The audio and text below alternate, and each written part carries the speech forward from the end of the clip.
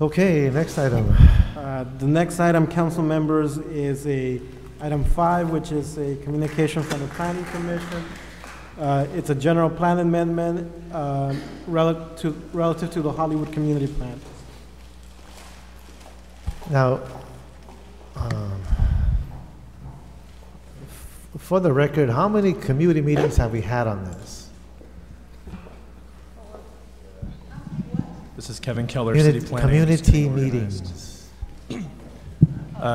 For our presentation, in terms of community meetings, I believe we had reported we had about 160 community meetings. 160 meetings. And how many hearings? In terms of public hearings, just to refresh the testimony here, we did have a public hearing here at PLUM on March 27th. The record was then also open on April 17th on PLUM. In addition to the PLUM hearings, the City Planning Commission held a full hearing and voted to approve the proposed Hollywood Community Plan on December 8th. Hearing officers of the Planning Department held 2 noticed evening hearings on the proposed plan in the Hollywood community in the evening on November 7th and 10th. Over 80,000 hearing notices were mailed out for those meetings. The plan was also presented to the Central Area Planning Commission on November 22nd, 2011, which took testimony and also ultimately voiced its support for the proposed plan. So in addition to the individual meetings, those are some of the key public hearings that have been held on this plan. So key public hearings, I'm hearing approximately 10 to 12 in that ballpark? Formal public hearings? Maybe around 6. I'd have to count them up again. 6, but yeah. Okay, we've had a lot of them. Okay. All right, just want to state that, but go ahead. Okay. Thank you, council members. Kevin Keller here from the City Planning Department. I'm here with Mary Richardson and Connie Polini-Tipton to present the Hollywood plan. We will not re-present the entire item. We have done full presentations, but the one thing planning staff did want to do is take about around 10 minutes to walk through many of the issues that have been raised that may be deliberated on and provide some staff responses. We did review the testimony at the prior hearings, and I think we have a lot of points to share to help inform the process. And we certainly thank and appreciate members of the community for joining us. I know, as I mentioned, there's been quite a few hearings, and they're here again, so I wanted to thank and appreciate. So the last hearing we had in the chamber, yes, we had an exhaustive, and we made sure everyone had a chance to speak. A lot of issues are raised. And if I recall, we said at the end of that meeting that we're going to close public comments so we can use this time to go through the different observations and declarations and concerns that we heard on that day. And that's the purpose of this meeting, is making sure that we are now responding to what the public was putting on record. Yeah, Kevin Keller. The only thing I might add is actually on the March 27th meeting, there was a full hearing. On the April 17th. In addition to that full hearing, there was a limited time hearing. So there was testimony taken. Not everyone was able to speak at that time, but there was, prior to that, a full hearing on the 27th. That might have been some of the reasons why people were commenting here. Gotcha. But yes, so we are ready to present back to this committee. I think we talked about a lot of the public hearings we've held. The one other thing is that I'll remind the committee that we have prepared a full EIR on this plan. I'm sure there's been a lot of comment on that. The draft EIR did circulate for 90 days between March and June of 2011, and the final EIR, including responses to community comments, was released in October 2011. During this period, staff made many presentations to individual community groups and neighborhood councils. Throughout this process, planning has continued working with community members on refinements and modifications to this plan. The neighborhood councils, residents associations, community members, business owners, business groups have all invested an incredible amount of time and provided a great deal of feedback throughout this process, including extremely detailed comment letters on the draft EIR and during our public hearing process. Planning staff has submitted a compilation of additional revisions for PLUM consideration on March 27th, and that's in front of you today. So if there is an action on the plan today, we would ask that you would include those revisions in your action. Hollywood is the oldest and most dated community plan in the city of Los Angeles, adopted nearly 25 years ago in 1988. It was never updated during the last wave of community plan updates in the 1990s and the early 2000s, and as such, does not contain the detail and comprehensiveness of current planning efforts.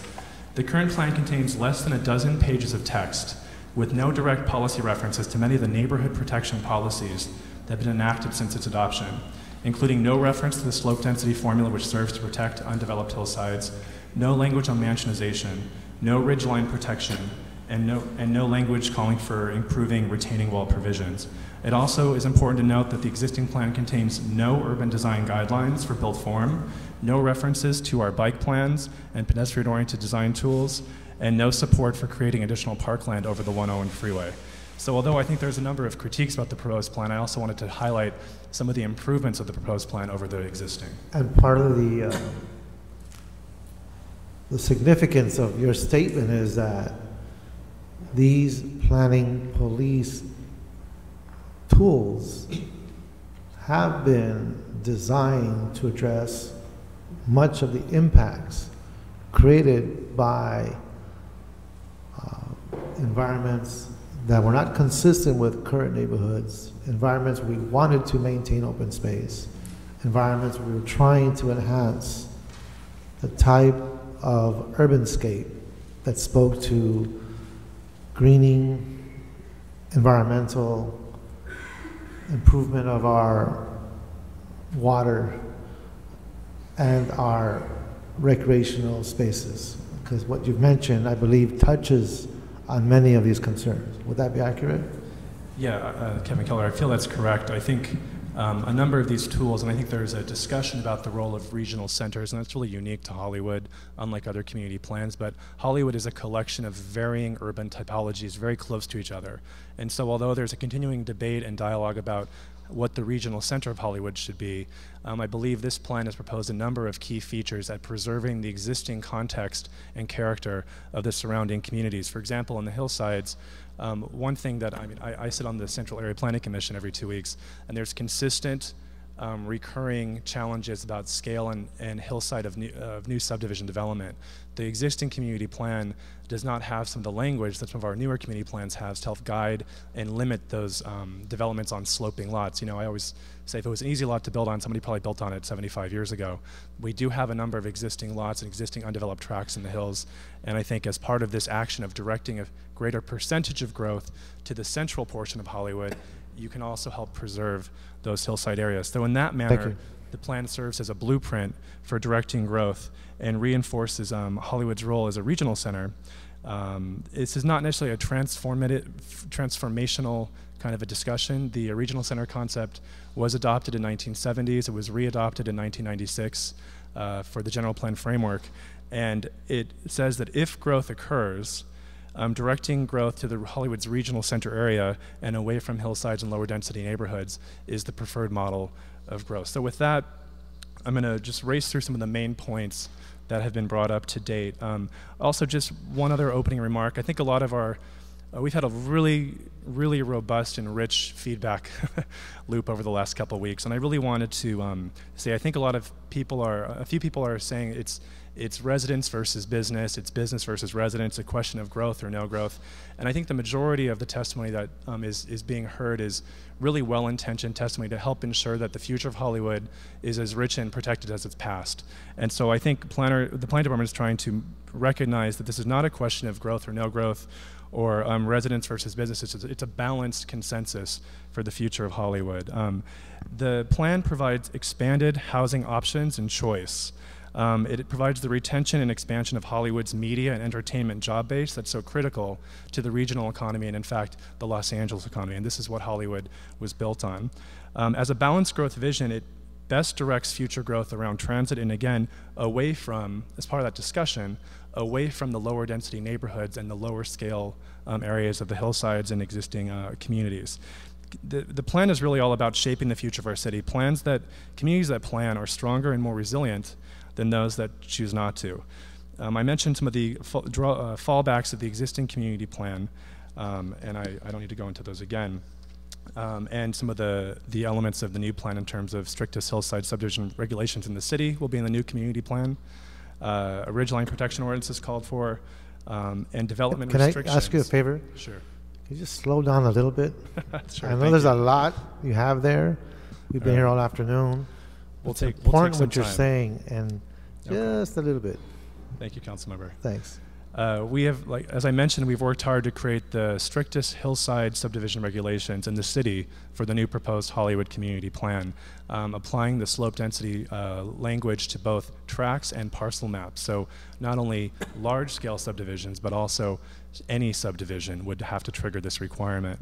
In addition, the plan, through its evolution, not certainly on the beginning, but through its evolution, has been modified to retain existing development restrictions along many of the key transitional boulevards in Hollywood, such as the Franklin Corridor, as well as maintaining all development restrictions along Barham and in the Cahuenga Pass area.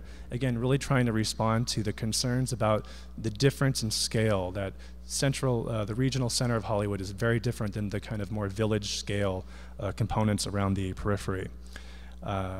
This is a plan for the future of Hollywood, and it does lay out a strong economic growth, vitality, and neighborhood conservation vision, recognizing the diversity of the Hollywood-built fabric and its emphasis on regional center growth. So it's a proposed plan of shared, balanced growth and protection. We feel it's important. Some more specific issues. Finally, my third page here. We heard about 7 items, I think, to summarize. Certainly, we could go into more detail, obviously, but wanted to hit about 7 of those, and there may be 8 or 6. I'd have to count again. Okay, when you say 7 items, I heard more than 7 items last week. Yeah, these are last time. themes. These are things. Yes, 'cause we've grouped them there's together. a into lot of themes. items that came up. We heard more than 7 items. So I'm saying there were 7 about overarching themes. I'll have to make sure I have 7 here. But Right, okay. I just the issue of Manhattanization, or the issue of height limits in Hollywood and how that affects future growth. I think there's been a lot of discussion about height and scale of the future of Hollywood. That's one of the key things I think we heard. As we have placed in the back of the room some maps, this plan adopts new lower height limits for many, many areas in Hollywood. I think the debate we've heard is, does that go far enough or not? I think as planners, we wanted to point out the existing adopted plan, the do-nothing alternative, does not have nearly the amount of height controls this plan places into place. For example, the plan only raises height limits on 2 pieces of land in the entire Hollywood community. One of them is a park, which is a technicality. The other one is a height limit increase from 45 feet to 60 feet to make an area consistent with a new 60-foot height north of Hollywood Boulevard in the historic Hollywood Register District. So just wanted to permit that. Both the existing 1988 plan and the proposed 2012 plan would permit larger scale development along the Vine Corridor. So that's not something that's new to this plan, but I want it to be clear and fair that that is something that's plan proposed. That being said, this development would not be by right. It would trigger discretion, and I can go into that a little bit. The second item is consistency with the general plan framework. There are findings in front of the committee of general plan consistency, including expanded findings of consistency with the general plan framework. The general plan framework, which I would recommend everyone read, identifies Hollywood as a regional center. Again, we talked about regional center as being the growth centers of where growth should occur. Furthermore, we've heard a lot of feedback about population numbers and forecasts. If you read the general plan framework, the general plan framework residential forecast for Hollywood is actually higher than our proposal. The general plan framework proposes 257,053 persons for Hollywood in their forecast. This action in terms of residential population lowers that forecast to around 244,383 persons. So in terms of being growth neutral or growth positives, I want to be very clear on the record that the community plan brings that forward. In terms of infrastructure, and want to just hit on the main issues of infrastructure, if that's okay. A fully I'm going to keep interrupting you only because of sure. the sake of clarity on the record. When you say brings it forward, are you saying it brings the population either at 0 or in a negative? Thank you for clarifying. The existing population of Hollywood is around 198,000 people in the census of 2010. Again, we have that as a handout in the back of the room as well. These are projected population numbers, or reasonable expected development throughout the life of the plan. So although, yes, the proposed plan does accommodate a level of development or residential growth that's higher than the existing population, in terms of consistency with the general plan framework, which is already adopted, in terms of residential population, the plan actually is having a number that's smaller than the general plan framework forecast. So again, the existing population is a census number. These are projections or reasonably accommodated population numbers for the growth of the horizon year. Again, this plan is a horizon year through the year 2030, so most of the analysis was done looking at a future condition. Okay, that was critical. Thank you. Thank you. In terms of infrastructure, the EIR, as I mentioned, looked to the year 2030 and the projected level of growth to analyze impacts to the environment per CEQA regulations. Infrastructure is a term with many sub-elements, and it's important to note that the EIR provides information on each of these. One of the most talked about elements of the EIR is traffic, and a full traffic model was prepared looking at the 2030 working conditions, working with DOT. The model does project, as you might expect, additional traffic congestion in the year 2030. However, with the plan and without the plan, traffic congestion models are essentially the same. That being said, essentially, the majority of traffic in the region is generated from outside sources in terms of, although we do generate by having additional transit-oriented development, we do anticipate a reduction in trip generation within Hollywood for that new increment of growth. However, the overall traffic picture is not expected to shift very much in 2030 from with the plan or without the plan. Just wanted to pass that on. Many of the other infrastructure components in the EIR continue to be serviced by customer fees. This would include things such as water, power, gas, and wastewater. These may be customer fees, residential user fees, or in certain cases both developer fees and user fees, which fund required investments and modernizations as development comes online or as residential or business customers use these services. Other public services are funded through the city or state's general fund. These include oftentimes police, fire, schools, libraries, and parks. The plan EIR includes an assessment of the projected long-term needs of each of these, along with plan-level mitigation measures. These inform city departments, their work programs, deployments, and the city's annual budget process. Some public services receive impact fees from certain types of new development, such as schools and parks. Other public services are actively involved in the approval and design of new development, such as police and fire, through permit review, design, and approval processes, including subdivision processes. Recognizing the impact that changing economic cycles have on government, the plan allows the city to better prepare to meet infrastructure needs and maintain adequate service for the life of the plan than by not having this plan. One of the final issues is the issue of by right development. There's been a lot of concern about specific projects. Again, this is a general plan. I'm not here to respond to specific project items, but the plan does not raise the threshold for site-specific project review. These large towers that people have been discussing are not essentially by right. The plan maintains a 6-to-1 floor area limit in Central Hollywood. It does raise the baseline FARs from around 2 or 3-to-1 to around 3 or 4.5-to-1. But if you would like to go above 4.5-to-1 floor area, there still is a discretionary process to move through. In any regards, the city's site plan review thresholds still trigger individual project analysis for any project, generally over 50 new units or adding 50,000 square feet of non-residential floor area. So to that end, there is a mechanism in place that will trigger environmental review for significant project level impacts in the future. So I wanted just to highlight that.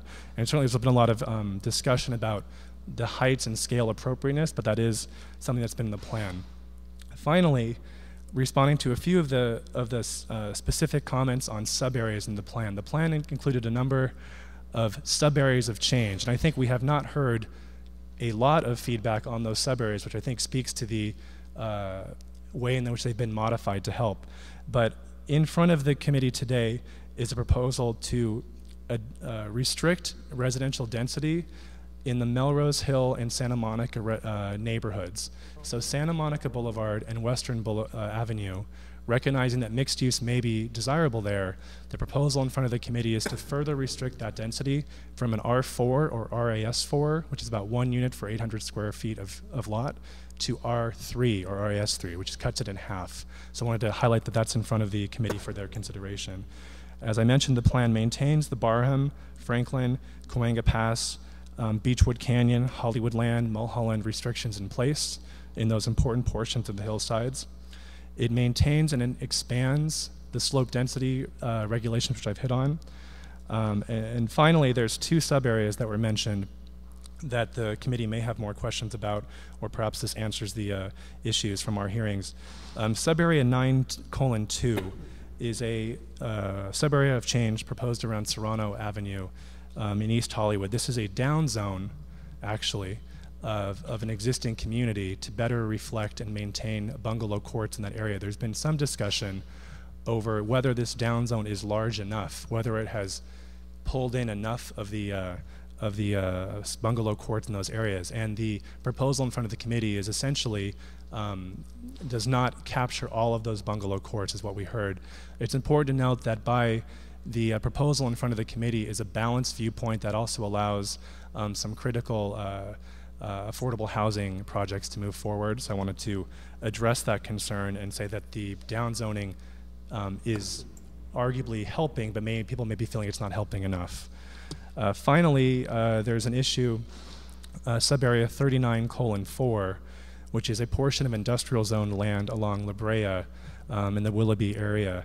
This area is currently zoned MR1. The MR1 zone restricts retail uses, even though that is on La Brea, and one could argue that retail uses may be appropriate on La Brea in that area. The staff did thoroughly analyze this issue and ultimately recommended the retention of the MR1 zone, which was also advocated for by the City Planning Commission. In front of the committee today is a request to shift that to the M1 zone. Just wanted to recognize that certainly that would be still in keeping with the industrial character of that area, but it would permit additional retail along La Brea. So I wanted just to highlight that. Finally, we have one environmental issue. I don't want to go too much into environmental issues. You may have some questions on environmental issues, but one comment letter that was received, or a number actually, have talked about, would it be appropriate to have a downzoning alternative? That is in the record. Some people have asked, instead of upzoning, is it appropriate to perhaps consider downzoning to maintain neighborhood character? And I believe planning staff is going to be looking at those materials, but as I mentioned prior, that downzoning would certainly achieve the goal of freezing neighborhood character. But again, the plan's objectives are to accommodate a certain level of population growth, certainly jobs and employment growth, and vitality. And so that would be something that would not meet those projections that we have been given by SCAG. So I just wanted to hit those main issues. I hope I hit enough here, but I wanted to present and make sure we could give a thorough feedback on the hearings we had. Thank you. Well, first, good work, and then thank you for being comprehensive in putting together under these themes the whole range of concerns, and given all the items that came forward in the last public hearing. I thank you for that. I think one of the resounding points that come from this discussion, and given how boards were displayed and projects were referred to, that this document does not pretend or propose to be a project-specific document. It is a overarching general plan document that, within the context of the community plan, is general in nature, but creates enough of a infrastructure within the design of this committee plan to engage each project on an individual basis within the context of this community plan. Would that be accurate? Yes, I feel that's accurate. I think one of the metrics that primarily has been used in the regional center area, again, recognizing that's a long-standing regional growth area, is the use of floor area ratios. Certainly, as one can acquire a large parcel, that provides some flexibility in articulation, design, and heights that allows some responsiveness to local character. There have been some proposals, again, not part of this plan, that have raised some issues in the community, and again, I would recommend that we direct those comments to that process. Again, all of those, the current ones in the queue, are discretionary. They are being evaluated with their own environmental analysis. They will require their own hearing and ultimately their own consideration by Planning Commission and City Council. Certainly, language in the plan could help direct and respond to those issues, and we feel that the plan that's proposed does a lot of that. Okay. Now, any questions, Councilmember? Okay. I do have item number 7. And so I'm at a crossroads here. I have questions that are sensitive legal concerns that I'd like to have in closed session. But I also don't want to keep the folks that have been waiting all this time for item 7 as well, continue waiting till the closed session. So I'd like to do, if I can, Mr. City Attorney, if I could put this on the table, hold this on the table, and come back to closed session and move to item 7. Is that possible? Yes, you could. You could table number 5 and then consider number 7 if that's what you desire. Then come back to number 5, and if you desire to go into closed session, I'll make an announcement on the record as to what the authority is to do that.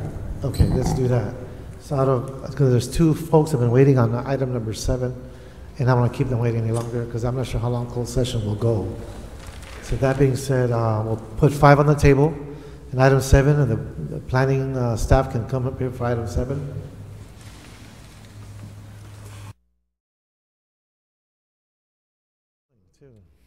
It's nice.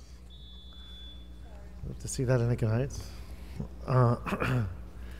Okay, so let's go back to item number 5, and because of the sensitivity of some of the concerns I have on the legal basis. Yes, Deputy City Attorney Ken Fong, my understanding is that the committee wishes to go into a Brown Act closed session. So I will read a statement giving that authority. Government Code Section 54956.9C allows a legislative body, such as this committee, to hold a closed session based on pending litigation after publicly announcing the statutory basis that authorizes the closed session. Here, the statutory authority is Government Code Section 54956.9B1, which states that a point has been reached where, in the opinion of the legislative body, on the advice of its legal counsel, based on existing facts and circumstances, there is a significant exposure to litigation against the local agency. And such a point has been reached here because there have been a number of criticisms of the EIR for this project raised at the various public hearings. And my recommendation would be that the closed session include only planning staff, the city attorney's office, and the committee members and their staff. Thank you. So we will have a closed session. I want to thank the audience for being here. You can come on back, and when we come back, Mr. City Attorney, Mr. Wong? Wong? Kent? When we come back, a statement will be made to the public, correct? Yes, the statement will be made as to whether any action is taken in closed session or not. Okay, so based on, I can't tell you what the committee is going to do, but we will make a public statement on the action taken once we have this deliberation. Thank you. Public comment. Again, public comment was closed.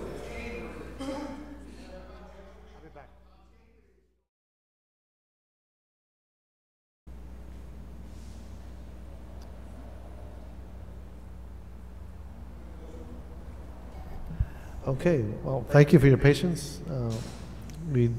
This brings back item number 5. Closed session has concluded. I want to thank everybody in the audience for your patience. Yes, and for the record, in closed session, which is just adjourned, no action was taken by the committee, and now we're back in open session on item number 5. Okay. So, given the discussion we had in closed session and material in front of us, I'd like to recommend that move this forward without recommendation from this committee and allow for more information to continue to evolve from this point to council and give us more insight given the sensitivity of these decisions, and that would be my recommendation for this committee, is that we move this forward to council but without a recommendation. I'll second.